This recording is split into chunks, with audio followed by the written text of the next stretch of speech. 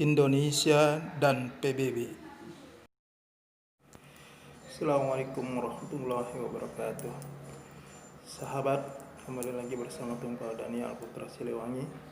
Kali ini saya ingin membincangkan satu peristiwa yang terjadi pada tanggal 28 September 1950. Saat itu Indonesia baru saja merdeka 5 tahun. Indonesia mendaftarkan diri sebagai anggota resmi di Perserikatan Bangsa-Bangsa. Sejak itulah kiprah Indonesia di kancah politik dunia semakin terlihat dan bahkan sangat bersinar. Hal ini dimungkinkan karena karisma Bung Karno begitu kuat dalam pergaulan dunia. Ketokohannya sangat dikagumi.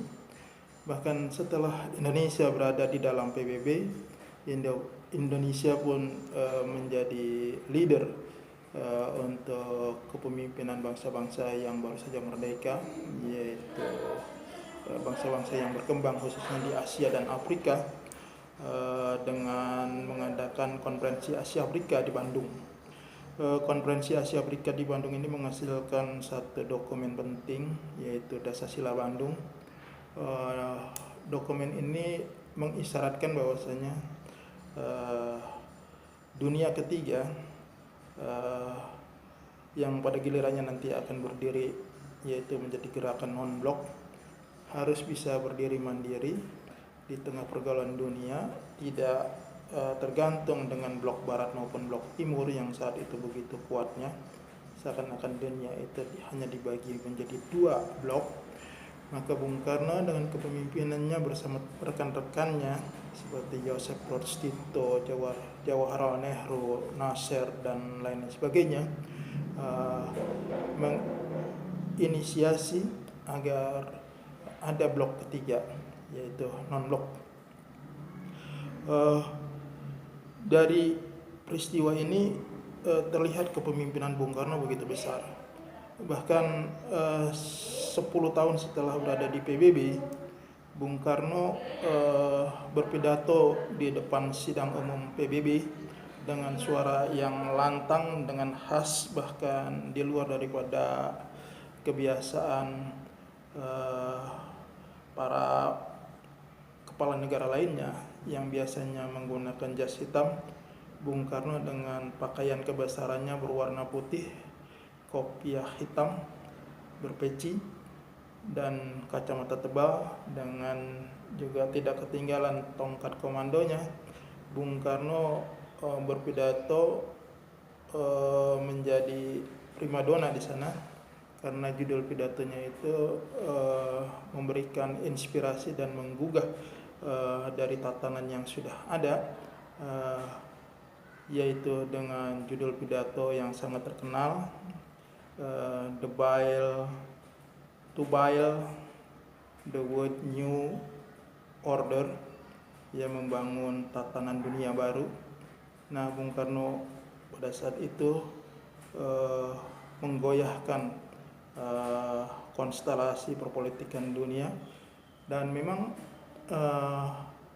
pada pidato tanggal 30 September 1960 itu, beberapa tahun berikutnya Bung Karno sudah berhasil menggelar sebuah CONEPO, Conference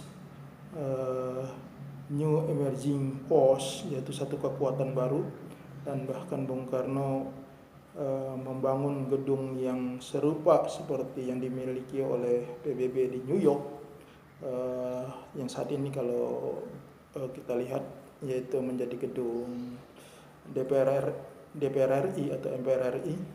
Nah, itulah gedung yang bersejarah yang menandai berdirinya satu kekuatan baru di tengah blok barat dan blok timur.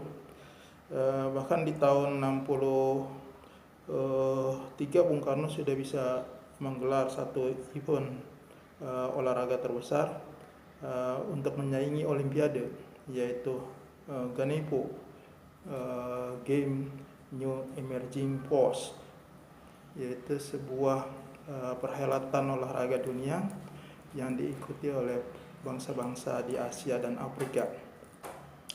Perjalanan politik luar negeri Bung Karno ini itu seakan-akan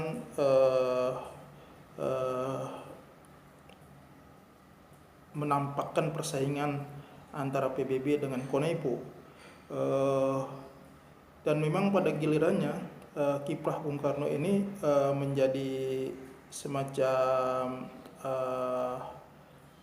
memanas suhunya, apalagi ketika Bung Karno mengultimatum PBB bila mana PBB menerima Malaysia waktu itu tahun 64 menjadi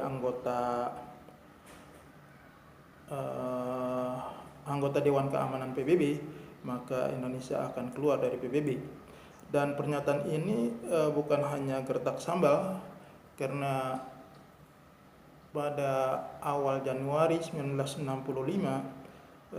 begitu Malaysia menjadi anggota tidak tetap Dewan Keamanan PBB, maka tanggal 7 Januari-nya itu Bung Karno keluar dari PBB.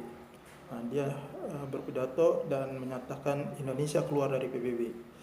Alasannya adalah Malaysia itu adalah negara boneka kolonial Inggris, dan Inggris pernah ingin menjajah Indonesia, dan Bung Karno mengatakan Malaysia akan menjadi jembatan Inggris untuk masuk ke Indonesia.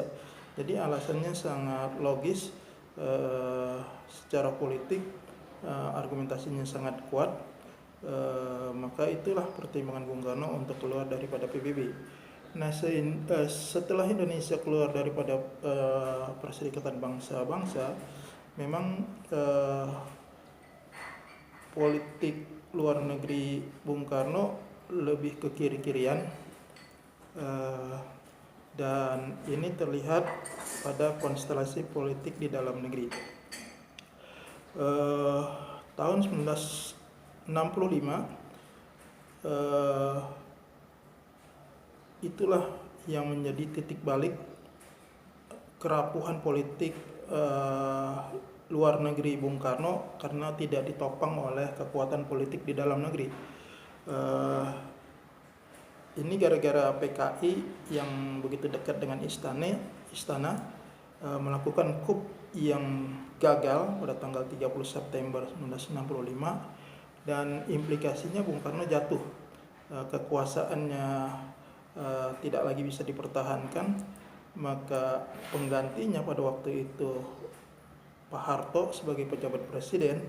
Setelah pidato Nawaksara Bung Karno ditolak, Pak Harto tidak ingin lama-lama Indonesia dikucilkan dalam pergaulan dunia internasional.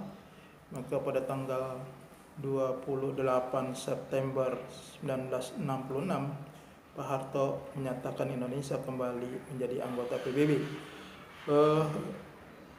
Sahabat, setelah itu memang terlihat kemesraan Indonesia dengan PBB kembali rukun.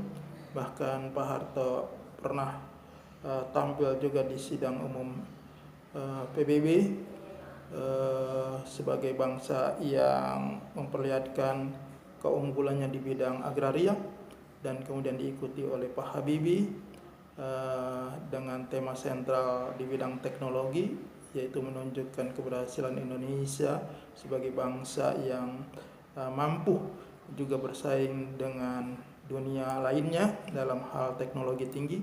Dan juga presiden berikutnya Pak SBY juga sama, pernah tampil juga di sidang umum PBB.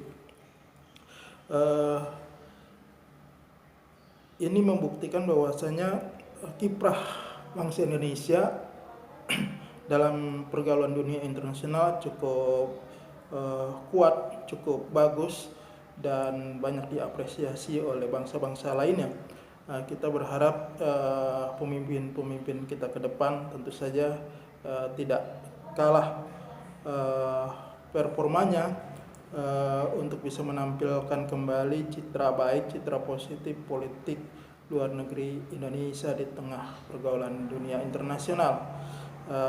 Sahabat, mudah-mudahan perbincangan ini bisa menginspirasi kita sebagai generasi kini dan mendatang, bahwasanya Indonesia adalah bangsa yang besar, bangsa yang dihormati oleh kawan dan lawan, dan selalu memberikan terobosan yang brilian di tengah-tengah suasana kondisi politik dunia yang seakan-akan timpang, dan inilah bukti bahwasanya karisma kepemimpinan itu penting dimiliki oleh bangsa ini, dan mudah-mudahan kita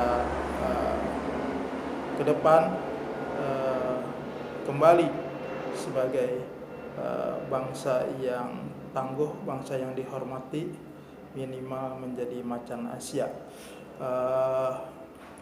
Sahabat, demikian. Assalamualaikum warahmatullahi wabarakatuh.